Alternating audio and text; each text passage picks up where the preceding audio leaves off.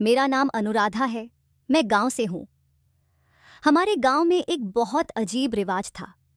अगर लड़की शादी के 5 महीने बाद तक गर्भवती नहीं होती थी तो उसे तांत्रिक बाबा की कोठरी में 5 दिन रहने के लिए भेज दिया जाता था। यह सुनकर मुझे बहुत अजीब लगा। मेरी भाभी को भी तांत्रिक बाबा की कोठरी में भेजा गया था और उसके बाद वह गर्भवती हो गई थी। एक दिन मैंने अपनी भाभी से इसका राज पूछा तो उनके चेहरे के हाव भाव बदल गए और उनका रंग उड़ गया।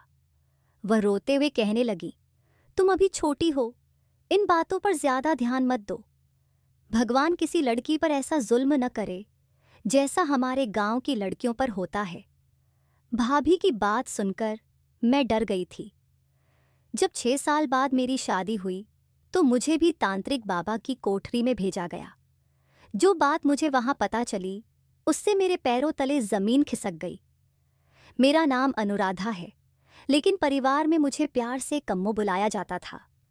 किसी ने भी मुझे अनुराधा नाम से नहीं बुलाया। यह नाम मेरी दादी ने रखा था और वह मुझे प्यार से कम्मो बुलाती थीं। इसके बाद से ही घर के सभी लोग मुझे कम्मो कहने लगे। मैं अपनी फैमिली में सबसे छोटी थी, इसलिए सभी मुझसे बहुत प्यार करते थे। मुझसे बड़े 2 भाई और एक बहन हैं।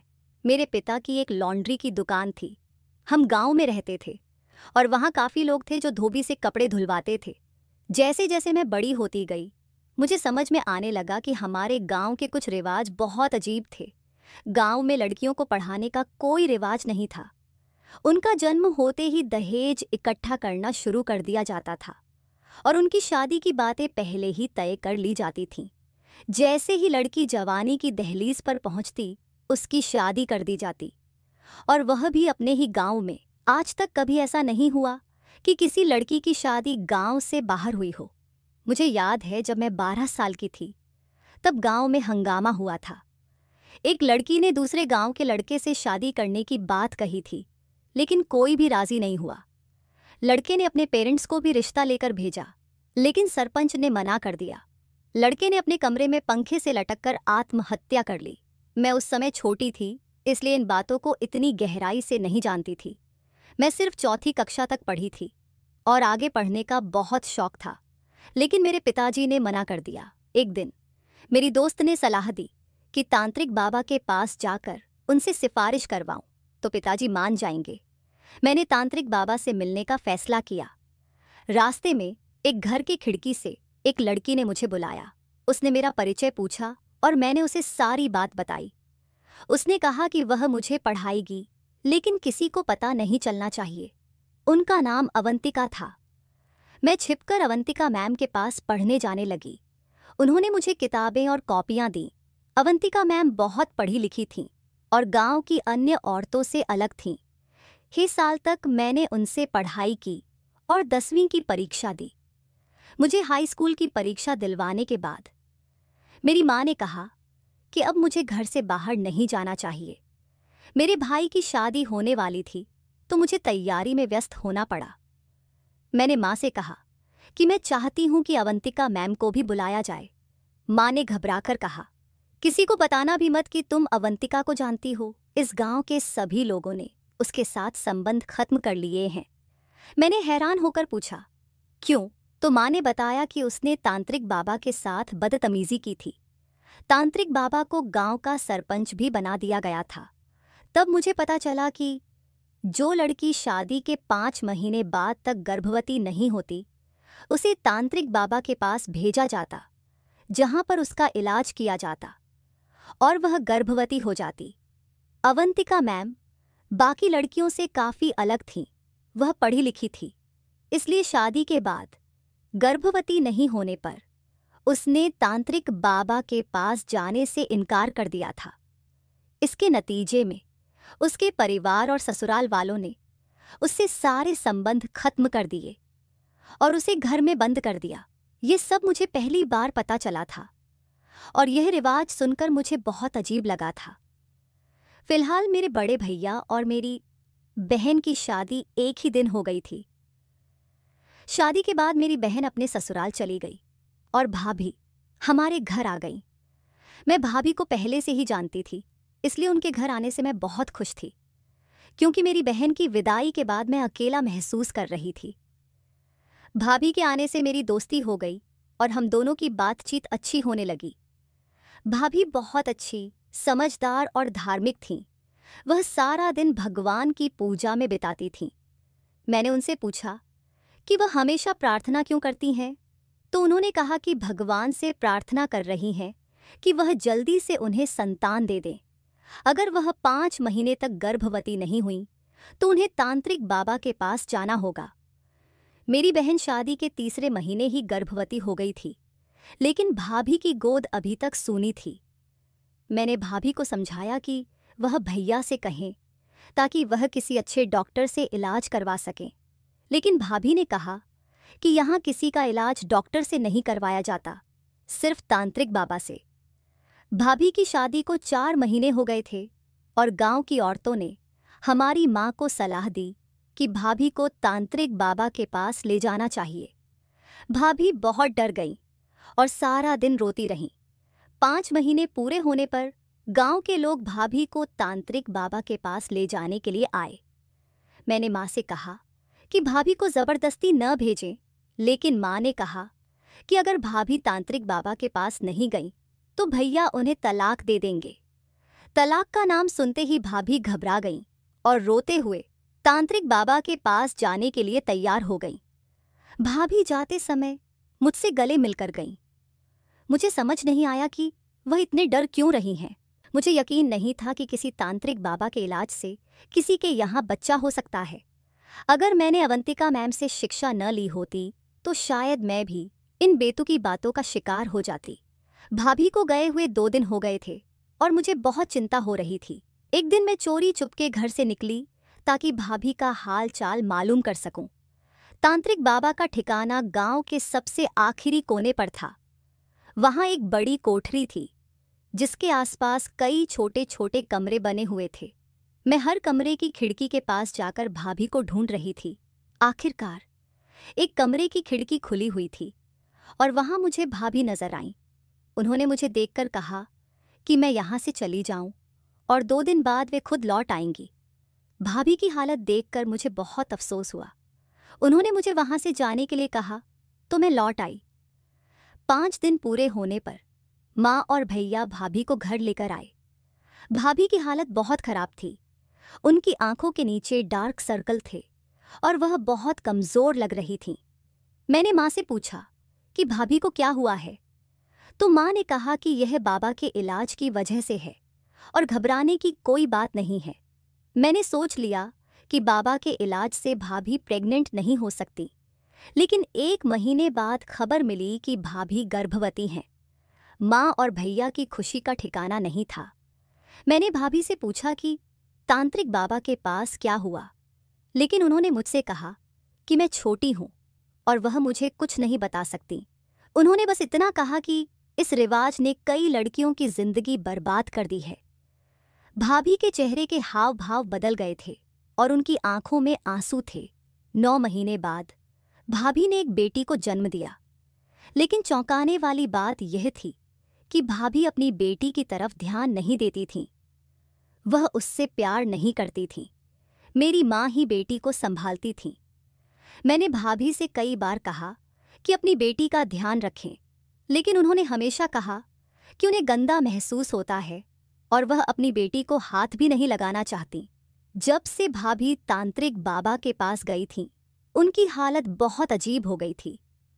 माँ परेशान होकर कहती थीं कि उन्हें ठीक करने के लिए एक बार फिर से तांत्रिक बाबा के पास लेकर जाना पड़ेगा।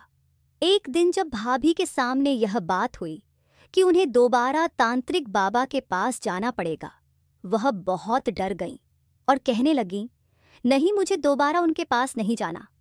हालांकि बाद में उन्होंने खुद को बदलने की कोशिश की और वह ठीक हो गईं। इसके बाद मेरी माँ गर्व से कहती, देखा, बस तांत्रिक बाबा का नाम लिया और हमारी बहू ठीक हो गई। इससे बड़ा चमत्कार और क्या होगा। लेकिन मेरा दिल यह मानने को तैयार नहीं था। मैंने 1-2 बार फिर से भाभी से पूछा, बताओ भाभी, तांत्रिक बाबा ने किस तरह से आपका इलाज किया? मगर वह हंस देती और कहती, तुम फिक्र मत करो, तुम्हें सब पता चल जाएगा जब तुम्हारी शादी होगी। भाभी की हालत देखकर मैं सोचती रहती थी कि भगवान ना करे मुझे उनके पास जाना पड़े। इसी तरह 2-3 साल गुजर गए। मेरी एक पक्की सहेली की भी शादी हो गई थी। वह भी 5 महीने तक प्रेग्नेंट नहीं हुई, तो उसे भी तांत्रिक बाबा के पास भेजा गया था। मगर जब वह वापस आई तो बहुत खुशहाल नजर आ रही थी। मुझे लगा वह भी भाभी की तरह उदास और परेशान होगी, लेकिन उसने कहा कि उस पर तंत्र मंत्र पढ़कर उसका इलाज किया गया और उसने वहां पर 5 दिन बड़े अच्छे से गुजारे। उसके साथ कुछ भी गलत नहीं हुआ था और वह भी प्रेग्नेंट हो गई थी। ये सब बातें एक ही इंसान के बारे में अलग अलग थीं, जिससे मैं उलझन में पड़ गई थी। मेरे लिए गांव से एक रिश्ता आया और जल्दी ही मेरी शादी हो गई। मेरी शादी के बाद मैं बहुत खुश थी, क्योंकि मेरा पति बहुत अच्छा इंसान था और मेरी ससुराल वाले भी बहुत अच्छे थे। शादी के 3 महीने बाद लोग पूछने लगे कि बच्चा कब पैदा होगा। कोई औरत हमारे घर आकर कहती, अगर तुम्हारी बहू 5 महीनों तक प्रेग्नेंट नहीं हुई तो उसे तांत्रिक बाबा के पास ले जाना। इन बातों से परेशान होकर मैं अपनी अवंतिका मैम के पास गई और उनसे सलाह मांगी। उन्होंने मुझसे कहा, अपनी शादी के 5 महीने पूरे होने के बाद तुम अपनी ससुराल वालों को झूठ बोल देना कि तुम प्रेग्नेंट हो गई हो। मेरी राय सुनकर मैं परेशान हो गई और कहा, ऐसे तो कुछ दिनों बाद मेरा राज खुल जाएगा और जब सच सबके सामने आएगा तब क्या करूंगी। अवंतिका मैम ने कहा, तो फिर तुम्हारे पास एक ही रास्ता है, तुम वहां जाने से मना कर दो। मैंने दुखी होकर उनसे कहा, आपकी तरह मुझे भी घर में कैद करके रखा जाएगा। आप तो बहुत मजबूत हो, लेकिन मैं इस तरह की जिंदगी नहीं जीना चाहती। अवंतिका मैम ने हैरान होकर पूछा, फिर तुम क्या करोगी? मैंने उनसे कहा, मैं तांत्रिक बाबा के पास जाऊंगी और जाकर पता लगाऊंगी कि आखिर वहां पर क्या हो रहा है। रिवाज के मुताबिक मेरी सास और गांव की 2 औरतें मुझे तांत्रिक बाबा की कोठरी पर छोड़ने चली गईं। रास्ते में मुझे मेरी भाभी मिली और वह इशारे से मुझे मना कर रही थी, लेकिन मैं इतने सालों से अपने अंदर चल रही कश्मकश और सवालों के जवाब जानना चाहती थी। मैंने जैसे ही वहां कदम रखा, माहौल पहले जैसा नहीं था। यहाँ पर सारी औरतें गीता का पाठ पढ़ रही थीं और चारों तरफ अगरबत्ती की खुशबू आ रही थी। मैंने पहले कभी तांत्रिक बाबा को नहीं देखा था, सिर्फ नाम ही सुना था। जब मैंने देखा तो दंग रह गई। वहां एक काला पत्थर रखा हुआ था और बाबा आंखें बंद करके बैठे थे। लोग उनके पास जाते और वह उन पर कुछ पढ़कर फेंक रहे थे। मेरी सास ने मुझे तांत्रिक बाबा के कहने पर एक छोटे और सिंपल कमरे में छोड़ दिया। कमरा छोटा था और चारों तरफ चादर बिछी हुई थी और जगह जगह मोमबत्तियां जल रही थीं। इस खतरनाक कमरे में मुझे डर लग रहा था, लेकिन कमरे में मेरे अलावा और कोई नहीं था। रात को एक लड़की खाना देने आई। वह लड़की ही कमरे में मुझसे मिलने आई थी, कोई और नहीं। तांत्रिक बाबा ने भी मुझे नहीं बुलाया था। मैंने सोचा शायद बाबा के पास ज्यादा भीड़ थी, इसलिए मुझे सुबह बुलाया जाएगा। यही सोचकर मैं सोने के लिए लेट गई और गहरी नींद में चली गई। आधी रात को मुझे लगा कि कोई कमरे में दाखिल हुआ। कमरे में अंधेरा था और मेरे दिमाग में भाभी की बातें घूम रही थीं। इससे पहले कि मैं शोर मचाती, एक आदमी मोमबत्ती लेकर अंदर आया। जब मोमबत्ती की रोशनी उसके चेहरे पर पड़ी तो मुझे सुकून हुआ कि वह और कोई नहीं बल्कि मेरा पति था। मैंने हैरान होकर अपने पति से पूछा, आप यहाँ पर क्या कर रहे हो? उन्होंने कहा, तांत्रिक बाबा ने कहा था कि तुम अपनी पत्नी के कमरे में रात को सो जाना ताकि वह अकेली रात को डर न जाए। यह सुनकर मुझे तसल्ली हुई। अगले दिन तांत्रिक बाबा ने हमें बुलाया और कुछ पढ़कर हम पर फेंक दिया। मेरे पति फिर काम पर चले गए। मेरे पति ने मुझसे कहा कि मैं मंदिर में प्रार्थना करूं। रात को फिर से मेरे पति मेरे पास आए। मुझे वहां का सारा माहौल देखकर बहुत अच्छा लगा, लेकिन एक बात समझ नहीं आई कि मेरे पति ने तांत्रिक बाबा को इतने पैसे क्यों दिए। मेरे पति ने कहा, बाबा जी हमारे लिए बहुत कुछ कर रहे हैं, उनकी कोई फीस नहीं है, ये पैसे मैंने अपनी खुशी से दिए हैं। बाबा जी बहुत अच्छे हैं, तभी तो सारे गांव में उनका नाम चलता है। तांत्रिक बाबा के पास 5 दिन तक मेरा इलाज चला।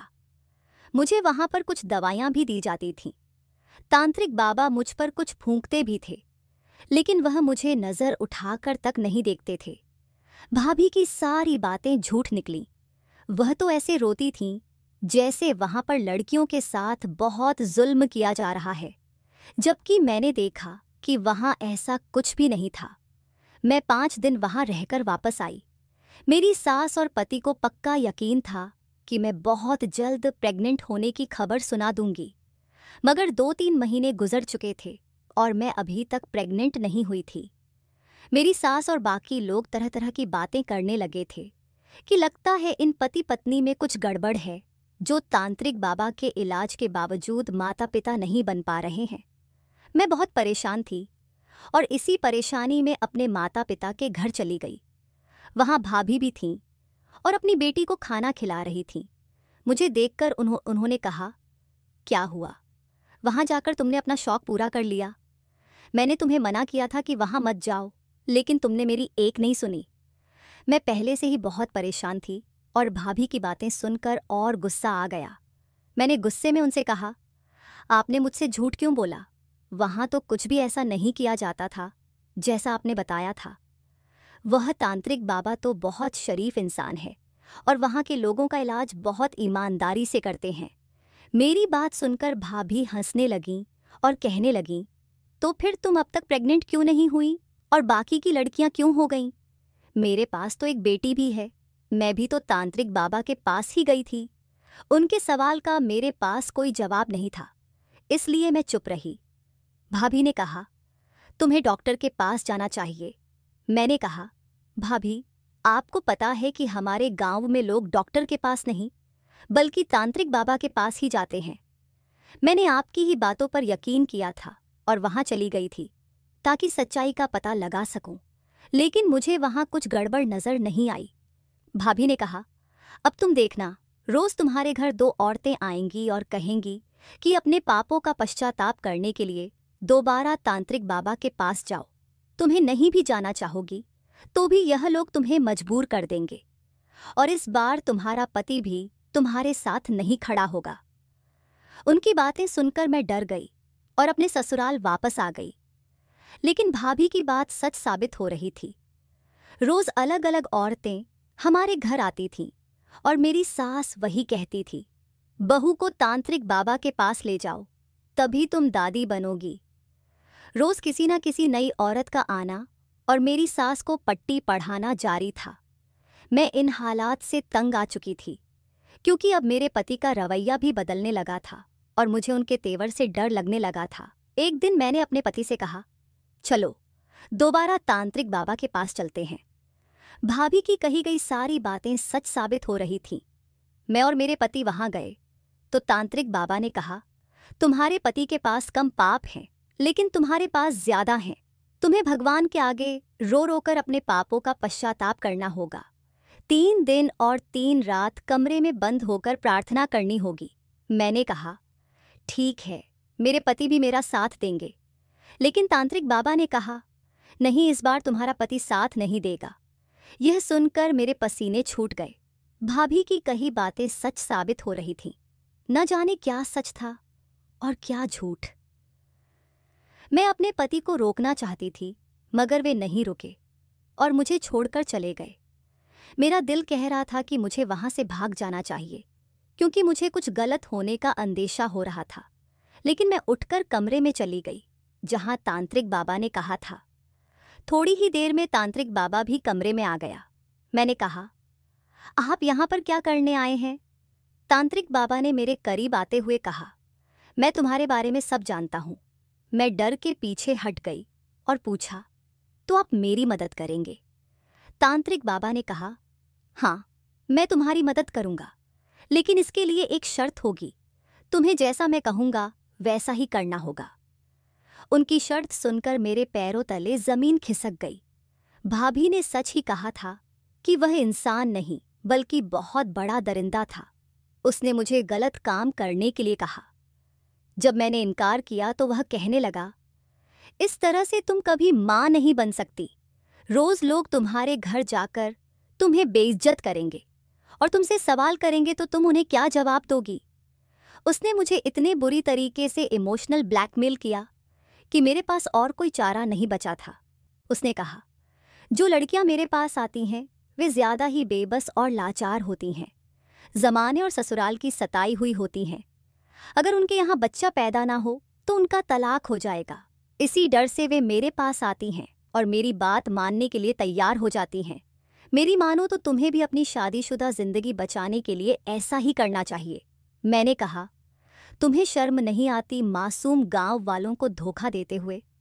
ये रस्मों रिवाज के नाम पर तुमने बहुत सी औरतों के साथ गलत किया है, उनकी इज्जत के साथ खिलवाड़ किया है। वह हंसने लगा और कहने लगा, इस विवाद की शुरुआत मेरे पिता ने की थी। वह अच्छी खासी कमाई करते थे और इलाज के नाम पर अय्याशी भी कर लिया करते थे। यह गांव वाले बहुत मासूम लोग हैं, इनको बेवकूफ़ बनाना बहुत ही आसान है।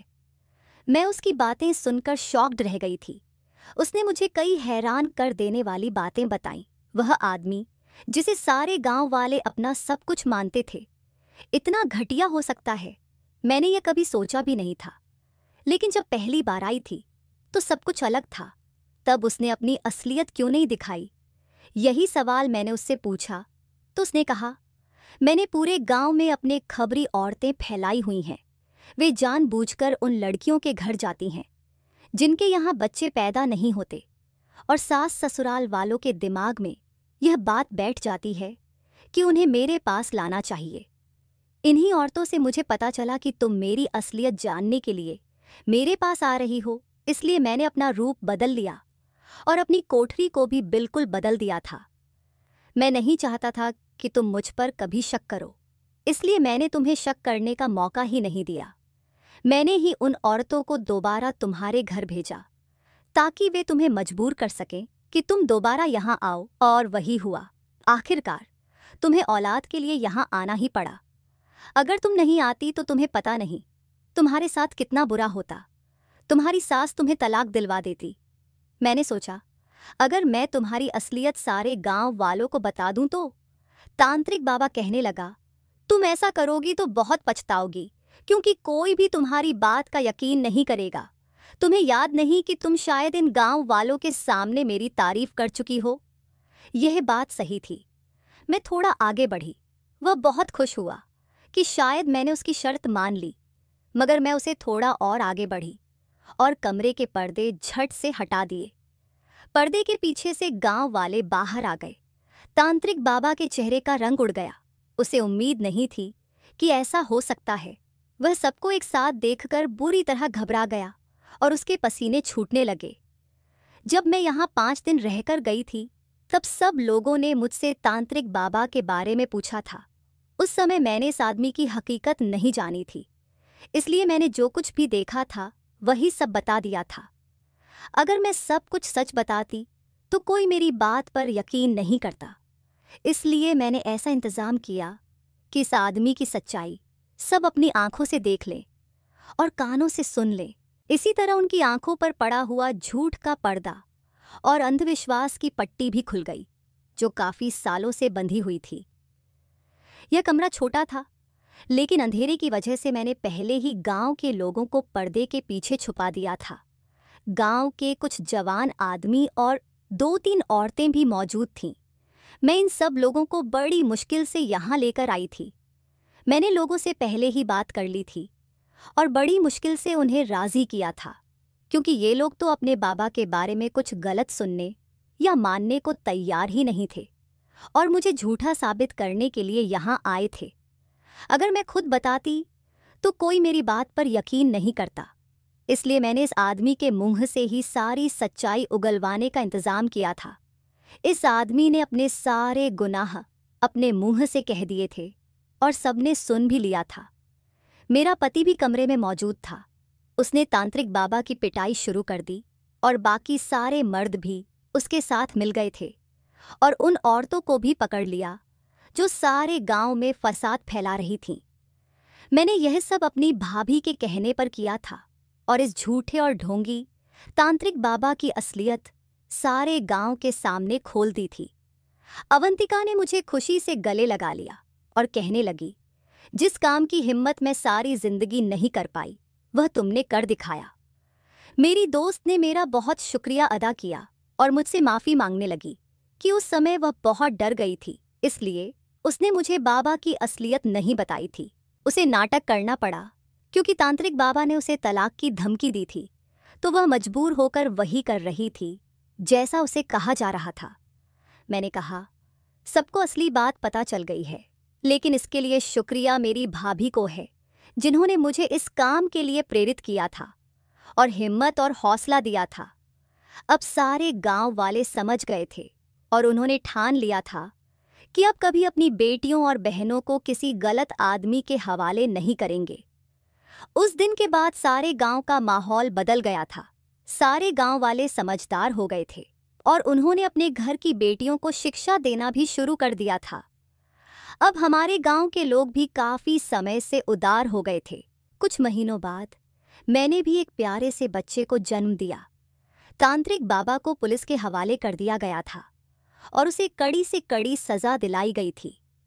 अब गांव के सारे लोग और औरतें खुशी खुशी अपनी जिंदगी बिता रहे हैं। दोस्तों, मुझे उम्मीद है कि आपको हमारी कहानी पसंद आई होगी। अगर कहानी पसंद आई है तो वीडियो को लाइक करें, चैनल को सब्सक्राइब करें और नोटिफिकेशन बेल को ज़रूर दबाएं ताकि अगली अपडेट सबसे पहले आपको मिले।